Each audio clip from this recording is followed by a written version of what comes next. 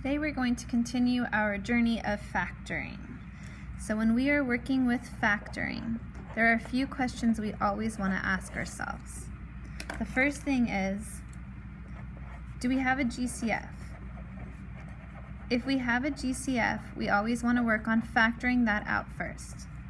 If there's not a GCF, or if after the GCF we want to see if there's more to do, we want to ask ourselves, how many terms are there? Then we go choose our method based on the number of terms. If there are 4 terms, then we will factor by grouping.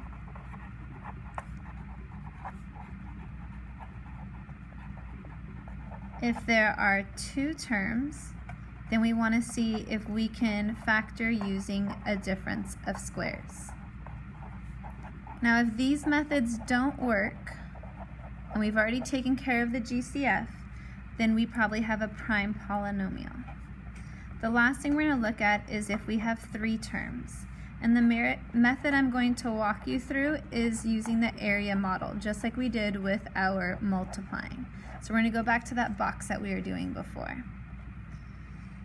So first, to take an example from what we did before. If I had x plus 3 times x plus 5, and I multiplied that out using our area model, we know that we put our x plus 3 and our x plus 5 on the outside. Then we multiply those together to get the inside of that box. After multiplying those to get the inside of the box, then we combine our like terms, and combining our like terms gives us our polynomial, in which case is a trinomial.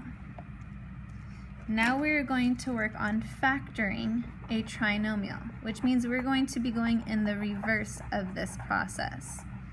This first method I'm going to be walking you through is going to be factoring a trinomial that has a coefficient of 1. So we are going to be going through the reverse of this. So notice, when I multiplied 3 and 5 together, I got 15, and 15 became the last term in my trinomial.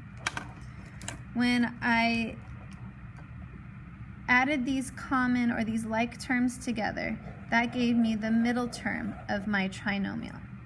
So now to factor this, we're going to do exactly those same things, just in the reverse. So let's say I give you y squared plus 6y plus 8. Working in the reverse, I'm going to start off inside of my box to find the outside of my box, which will give me the 2 binomials that I'm multiplying together. I know that I need 2 numbers that are going to multiply to give me 8. These 2 numbers are going to multiply together to give me 8. I know this x squared comes from this x squared, or in this case our y squared. Then I also know that these 2 are going to be adding together. These 2 numbers are adding together to give me my 6y. So I'm asking myself, what multiplies to give me 8 and adds to give me 6? Since they're both positive, I know these are both going to be positive.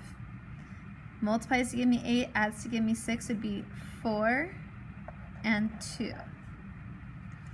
Y plus 4 and y plus 2. This outside is where this comes from.